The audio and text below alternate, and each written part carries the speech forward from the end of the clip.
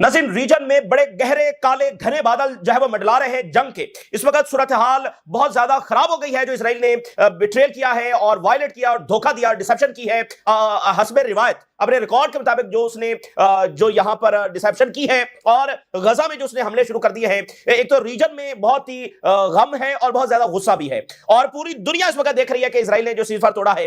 पूरी दुनिया में इस वक्त आप देखेंगे कि आने वाले टाइम में फिर मुजाहरे जब शुरू होने जा रहे हैं। ये जो इसराइल का न्यू चैप्टर है ये भी बुरे तरीके से जब फेल होगा। इसराइल अभी तक अपनी तमाम तर ताकत के बावजूद अपने कोई भी स्ट्रेटेजिक गोल्स अचीव करने में नाकाम हुआ है और अब भी वो जो है वो नाकाम होगा। सिविलियंस को मारने में किसी को कोई कामयाबी हासिल नहीं होती है। तो सूरत हाल इस वक्त बहुत ज्यादा टर्माइल है और अब तक की सबसे बड़ी खबर आपके साथ शेयर कर रहे हैं। लेबनीज प्रेसिडेंट, उन्होंने ये ऑर्डर कर दिया है लेबनीज आर्मी को कि वो इजरायली फौज के ऊपर अटैक कर दे। ये अब तक की सबसे बड़ी खबर है।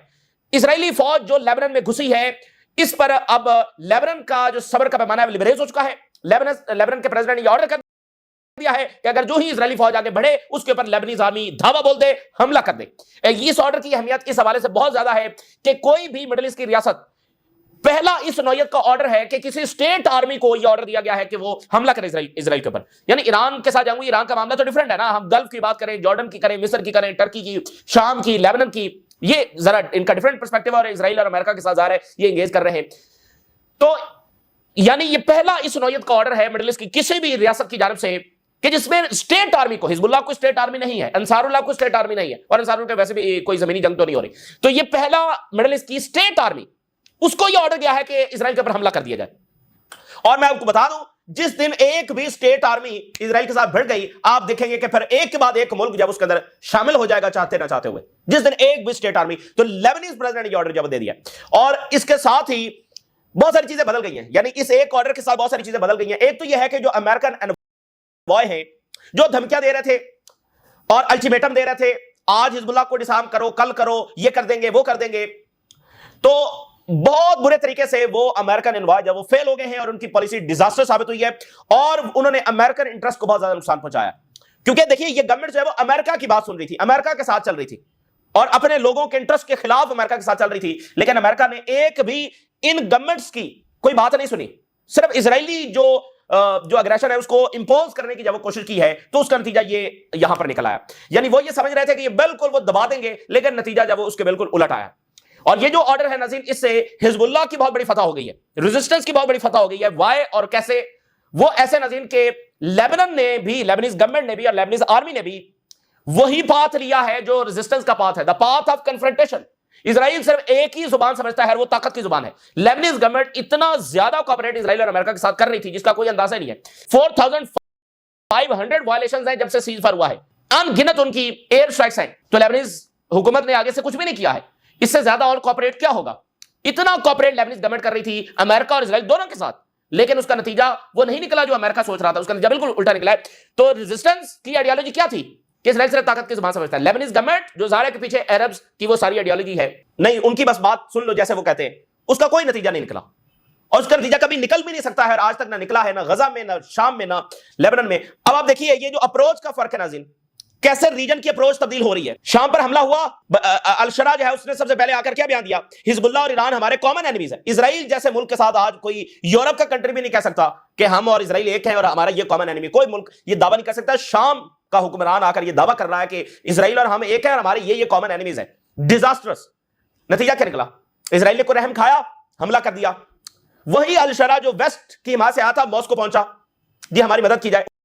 उसी मॉस्को जिसको निकालने के लिए सारा ड्रामा रचाया गया, उसी मॉस्को के पास पहुंचा। क्या अप्रोच में तब्दीली? किस वजह से? इजरायली हमलों की वजह से। कतर पर हमला हुआ, रीजन के अप्रोच में तब्दीली, और आज लेबनान में आप देख रहे हैं। तो ये इस प्रोजेक्ट को जो ओवर हाइप्ड है, इसकी पावर ओवर हाइप्ड है और इसका वजूद एक वायलेंस है और इसका वजूद एक एंडलेस वॉर्स है और घमंड, ये चल नहीं सकता है। इसको अल्टीमेटली जब कोलैप्स होना है, अपनी तमाम तर ताकत के बावजूद इसको आखिरकार जब कोलैप्स होना है और इंसानियत की वो बहुत बड़ी निजात का दिन होगा और ओआईसी वर्ल्ड के जो उरूज का और प्रॉस्पेरिटी का आगाज होगा जिस दिन ये एंटिटी जो है कोलैप्स होगी।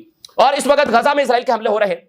रेजिस्टेंस इस वक्त जो है वो गारंटर्स के जवाब का इंतजार कर रही है, जवाब चाहिए, इसका इंतजार रेजिस्टेंस इस वक्त कर रही है और उन्होंने कहा कि हम हमला करेंगे। और हुतीस, अंसारुल्लाह इस वक्त हमास के उसका इंतजार कर रहे हैं कि हमास क्या कहती है। भाई अंसारुल्लाह इंतजार कर रहे हैं और वो इजराइल के ऊपर इस वक्त जब हमला करने के लिए तैयार बैठे हुए बिल्कुल, क्योंकि अंसारुल्लाह ने कहा था कि इस सीज़फायर के सबसे बड़े गारंटर हम हैं। हम इसके जो पहरेदार हैं, तो अंसारुल्लाह सिर्फ रेजिस्टेंस का इंतजार कर रहे हैं। रेजिस्टेंस जो है वो टर्की, मिस्र और कतर इनके जवाब का इंतजार कर रही है कि इंप्लीमेंट करवाओ या फिर हम हमला जो करने जा रहे हैं। उधर सूडान के अंदर सूरत हाल बहुत ज्यादा खराब हो गई है, बड़ी ही पेनफुल सूरत हाल है। एक प्रॉपर जेनोसाइड सूडान में हो रही है। बहुत ही दिल दहला देने वाले वाकयात वहां से जो रिपोर्ट हो रहे हैं, जिस तरह से वहां पर लोगों को मारा जा रहा है, इंसानियत काम गई है और बहुत ही इंसानियत के लिए शर्म का मकाम है दुनिया के लिए कि वो रोकने में नाकाम हुआ है। और सिक्योरिटी काउंसिल का इस वक्त हंगामी इजलास है वो बुला लिया गया है और उसमें भी अफसोस की बात यह है कि OIC, Arab league, none of the forum जो है वो सूडान के मामले पर सामने आया है। अल्टीमेटली बर्तानिया ने उस पर सिक्योरिटी काउंसिल का इजलास बुलाया है, ओआईसी ने कोई इजलास नहीं बुलाया है और ना ही अपना इजलास बुलाया है, ना ही सिक्योरिटी काउंसिल का कोई इजलास जब वो रिक्वेस्ट किया है, ना ही अरब लीग ने कोई ऐसा इजलास जो रिक्वेस्ट किया है, ना ही किसी और फोरम पर यह बात जब सामने आई। सूडान में इस वक्त जिस तरह से लोगों को मारा जा रहा है, आप अगर वो देखें और सुने तो ये क़यामत एक बर्पा है इस वक्त सूडान के अंदर। तो मिडिल ईस्ट का एक मुल्क जो है वो इन्वॉल्व है और सूडान ने इल्जाम लगाया कि ये जो अभी ताजा तरीन दोबारा ये सारी लड़ाई वहां पर शुरू हुई है, लड़ाई जारी है, लेकिन उसमें जो तेजी आई है और जो अल फिशर सिटी है जिस पर हमला हुआ है और वहां पर ये सारा लोगों को मारा जा रहा है, तो वो नहीं होता अगर मिडिल ईस्ट का एक मुल्क जो है उसमें इन्वॉल्व नहीं होता और वो बरह रास्त फंडिंग ना कर रहा होता। तो उस मुल्क के ऊपर इस वक्त संगीन इल्जाम जो है वो लग रहे हैं और वो और इजराइल जब आपस में अलायंस में है। और उधर ट्रंप ने जब नजीर ऑर्डर कर दिया है न्यूक्लियर टेस्ट करने का इमीडिएटली। आलमी मंजरनामे के ऊपर ये बहुत बड़ी एस्केलेशन हुई है। ट्रंप ने इमीडिएटली न्यूक्लियर टेस्ट करने का ऑर्डर दे दिया है, जिसके जवाब में रशिया ने कहा है कि अगर अमेरिका न्यूक्लियर टेस्ट करेगा तो हम भी जवाब में न्यूक्लियर टेस्ट करेंगे। और इसका मतलब यह है कि जो हमारे पुराने दहाइयों के पुराने मुआहदे हैं वो बिल्कुल कोलैप्स हो जाएंगे। उधर से अमेरिका न्यूक्लियर चलाएगा तो इधर से जब हम न्यूक्लियर जब चलाएंगे तो ये सूरत हाल वहां पर इस तरह से खराब हो गई है। सबसे पहले जो लेबनान से आ रही है सूरत हाल और जो डेवलपमेंट्स आ रही है मैं आपके साथ शेयर करता हूं। जो यूएस एनवॉय है टॉम बैरक, वो लेबनान का दौरा करने जा रहे थे और उन्होंने ये कहा कि मैं लेबनान को आखिरी चांस देने जा रहा हूं। आप जरा उनकी लैंग्वेज देखें, आखिरी चांस देने जा रहा हूं, अल्टीमेटम देने जा रहा हूं कि वो फौरी हिजबुल्लाह को जिरसाम करे, वरना हम इजराइल को इस पर छोड़ देंगे, नेतन्याहू को इस पर छोड़ देंगे, लेबनान पर छोड़ दिया जाएगा और लेबनान का कोई पुरसाने हाल नहीं होगा और इजराइल और नेतन्याहू के रहमो करम पर छोड़ दिया जाएगा। ये उसकी लैंग्वेज थी। ये बहुत ही बड़ा डिजास्टर्स ये किरदार है और अमेरिकन इंटरेस्ट को ये बंदा जब वो बहुत ज्यादा नुकसान पहुंचा रहा है। जो इस वक्त वो सारे जो अल्ट्रा प्रो इजराइल और ज़ायनिस्ट हैं वो मिडिल ईस्ट में इस वक्त, जैसे यूएस एम्बेसडर इजराइल में बैठा हुआ है, तो वो सारे वो लोग आए हुए हैं और वो बहुत ज्यादा अमेरिकन इंटरेस्ट को नुकसान पहुंचा रहे हैं। ये बात और तहरीक अमेरिका में भी आगे जब बढ़ रही है। तो एस्टिमेट अमेरिका का ये था कि भाई प्रेशर डालेंगे तो ये बिल्कुल, लेबनीज गवर्नमेंट तो वैसे ही उसका कोई हाल हवाल नहीं है, लेकिन नतीजा कुछ और निकल आया और लेबनान के प्रेसिडेंट ने कहा है कि फौरी हमला कर दिया जाए इजराइल के ऊपर, जो इजरायली फौज। और उसकी वजह यह है कि इतने महीने हो चुके हैं और लेबनीज गवर्नमेंट अब चल नहीं सकती है। अब पॉइंट वो पहुंच गया है, लेबनीज गवर्नमेंट नहीं चल सकती है। वो कैसे? कमजोरी गवर्नमेंट है, उसकी एक आर्मी है और उधर इजरायली फौज घुसती है और उसने आकर गवर्नमेंट बिल्डिंग्स में घुसकर गवर्नमेंट एम्प्लॉयज को मारा है और सिविलियंस को मार रहे हैं।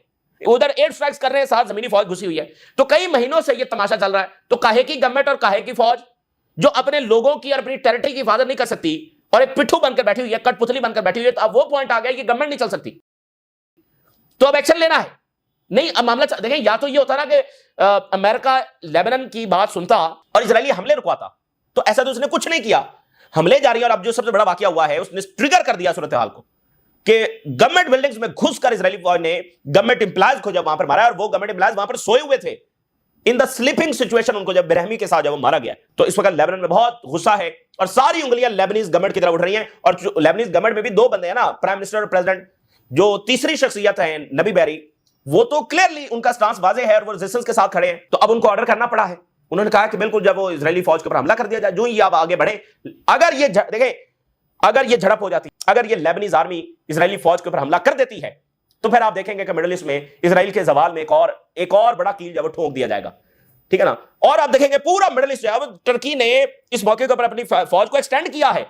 टर्की ने इस मौके के ऊपर अपनी फौज की जो प्रेजेंस है लेबनान के अंदर, उसको एक्सटेंड किया है और हिजबुल्लाह अपनी पूरी आबोताब के साथ जब वहां पर मौजूद है। तो अब आप देखिए, Lebanese president instruct army to confront any Israeli incursion in southern Lebanon. भरपूर अंदाज के अंदर इजरायली फौज को जवाब दिया जाए। Lebanese army to confront Israeli attack into liberated Lebanese territory in the south. और लेबनान के प्रेसिडेंट ने कहा कि ये देखिए, एक सीज फायर हुआ था, उसकी एक कमेटी बनी थी जिसमें अमेरिका था, बाकी थे, एक कमेटी बनी थी कि वो सीज फायर को मॉनिटर करेंगे।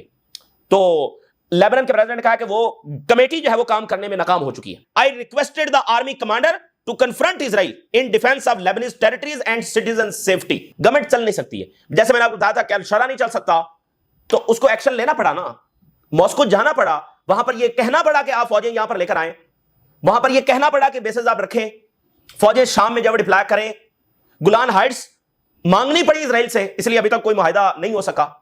चल नहीं सकता है। आप अपने मुल्क को इस तरह से भेज दें, इजराइल हमला कर रहा है और आप इजराइल को दोस्त कहते रहे, ये चल नहीं सकता है। फिर आपको ये माम उठाकर फेंक देंगे, भाई आप कौन है, ये कौन सी पॉलिसी जिसको आप परसू कर रहे हैं। तो ये आप देखिए कि इस डायरेक्शन का और इस अटैक का मतलब यह है, इस ऑर्डर का मतलब यह है कि जो एक प्रोसीजर बनाया गया था, जो एक अप्रोच थी कि भाई इजराइल को इस अप्रोच के साथ रोका जा सकता है, वो अप्रोच फेल हो गई है। और जो एक मैकेनिज्म बनाया गया था कि भाई इसमें ये अमेरिका इन्वॉल्व है, फलाना इन्वॉल्व है, तो इस तरह से इजराइल को रोका जाएगा, और हिजबुल्लाह का स्टांस दूसरा था, तो वो सारी चीज फेल हुई है। यानी देखें, लेबनीज गवर्नमेंट, वो कमेटी, अमेरिका, मिडिल ईस्ट का मुल्क, वो तो उनका तो रास्ता बिल्कुल डिफरेंट था। तो अब वो बिल्कुल छलांग लगा के रेजिस्टेंस वाले रास्ते के ऊपर जब आ गए कि कन्फ्रंटेशन। और देखिए सबसे डिजास्टर जो रही है वो खुद लेबनान का मामला सबसे ज्यादा डिजास्टर है। ईरान का सीज पर हुआ, अभी तक इजराइल वायलेट नहीं कर सका।